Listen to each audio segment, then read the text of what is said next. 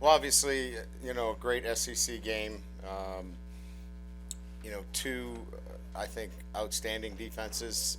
Ours was better in the second half. I think they had 6 possessions, and I think they punted, three times, and I know they had a field goal. We had the interception. I think one on down. So, just a classic, you know, battle of two really good defenses, and then you know, guys making plays in the second half. Jaden Daniels made a lot of plays for us in the second half. Um, Receivers stepping up, the back step up. Um, and what was evident to me was our physical conditioning in the third and fourth quarter. We were able to control the line of scrimmage. Um, and, when everybody knew we needed to run the football, I know I was asked this question several times. um, we ran the football effectively and we were able to close out the football game, and that's what you have to do, and we were able to do that effectively. So really excited. Our guys are gritty. They were down in the game. They never questioned whether they could come back, and we're building that kind of mindset. And if they keep working hard and keep doing the things the right way, um, we just want to be a better team in November. So if we can incrementally keep working at it and get this team better in November, this can be a pretty good football team. So with that, we'll open up to questions. Brian, you talked this week about the complementary football against the air raid this back. Was there ever a moment kind of in the offense was certainly getting going that you were a little bit worried about the defense maybe getting tired of getting outs? Absolutely.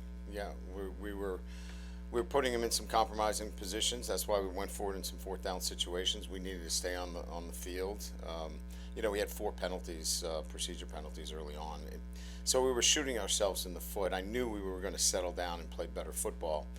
It was just a matter of that we had to play great on defense, and we did early on to kind of stem the tide until we started playing better. We went to a 2-minute tempo right before the half. Obviously, that worked very well for us. We were able to get on the board and kind of get some momentum going into halftime, and then, obviously carried that throughout the second half. Coach here on the left. Defense obviously played great. What was Matt House's kind of philosophy or game plan going into this one? Yeah, we had talked about it. The most important thing is you can't give them a pre-snap look that is comfortable. And I think our players did an incredible job of following through with a game plan that gave them a pre-snap look, and it changed post-snap. And that's the players being disciplined. That's mixing up calls.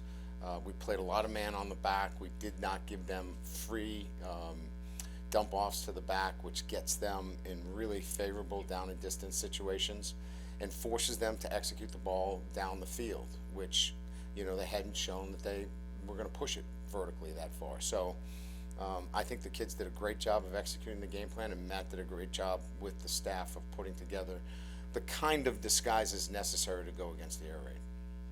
Coach, we kind of saw the run game open up around the fourth quarter. Do you think the struggle with the run game in those first 3 quarters were due to, the offensive line just needing time to, mesh and get their reps in? It's a very good defense that we're playing. You saw there's a lot of movement, there's a lot of stunting, there's a lot of blitzing. We're playing 2 true freshmen at the tackles positions. I think that might be our 3rd lineup change this year. So continuity is important on the offensive line. There's a lot of calls, so continuity is important. But I would say physical conditioning was really huge in the second half for us, and we were able to really move them off the ball late. Coach, talk about the adjustment you made in the second half. It seemed like y'all went to like a quick step drop with Jaden to get the ball out of his hands quicker. I mean, there's something y'all talked about at halftime or what? Yeah, so a couple of things. First of all, we went into some 7-man protection. We left the tight end in, some max protection. The ball came out quicker. There's no doubt about that. We wanted to make sure that we protected him. You also saw we sprinted out on some key situations, came up with some big plays in third down. We had another fourth down, which we didn't convert. The ball came out flat on one roll where we rolled left. But those were some of the adjustments we made. Defensively, it was no major adjustments. We played too trail and got a little too soft, got out of that. But everything else we kind of kept the same with our defensive structures. Hey, Coach, 7.5 minutes left to go in the game. You had a 1-point lead, 4th and 3 at their 34, and Jaden makes the big throw to Malik. What did you see on that play? What did that play mean in the victory today? Well, that was a huge play, obviously. They had been giving us enough man that on one side of the formation in the 2x2, we had a man beater. On the other side, we had a zone concept with the back. So we were going to flood a zone if it was zone or quarters, and on the other side, it was a one-on-one with Malik with a lot of field to work with. So Jaden did a really good job recognizing the man coverage, put the ball out there. The first couple of throws down the left side, he opened up. I reminded him that he was getting a little bit open and voiding his shoulders. He came back, tightened it up, threw a beautiful ball. Malik makes a nice catch. Hey, Coach, right up front. You kind of touched on it a little bit, but 2 true freshmen playing tackle and 2 sophomores playing guard for you guys. Just, I know penalties are something you want to get cleaned up, but just how would you assess the overall performance of those guys? Yeah, I mean, it's really good. I mean, some of the penalties were, we thought we had somebody in the neutral zone. They saw it differently. We had a tough day with the clock. That'll be a Monday meeting. So we'll see what happens there. So we had a clock that we thought was coming down, and then they move it back up. The guys were a little anxious. So we can fix those and clean those things up. But all in all, to have 2 true freshmen, 2 young guys, the 3rd starting lineup we have, I'm really pleased with what they did tonight. Brian, how far have you come in 13 days? I said this, I think, at the press conference. The one thing I know about this group for certain, and we're still trying to learn more about each other every day, is they're fighters. They'll fight. And we saw that against Florida State. We were obviously very talented going against a Southern team. That probably wasn't a great glimpse, but I knew that they would fight tonight. The areas that we have to get better at is we have a standard of preparation that has to get better each and every week. And if we continue to work towards that standard of preparation, they're going to be pretty good. But it's going to take, it's not easy. And I think they're starting to believe that. Winning helps. So if we can continue on that realm, I think this team can continue to get better. Coach, the comfortability of Malik and Jaden, they seem like they have a connection there. Yeah, I mean, he likes finding them. We had a 3rd down situation where I don't know if you saw an overthrow where we had to settle for a field goal. Malik got the signals crossed up, but he was looking for Malik in that situation. He was on a Z score, and we ran a different route. But he does feel comfortable getting the ball to him. We'll get it to Kayshawn too.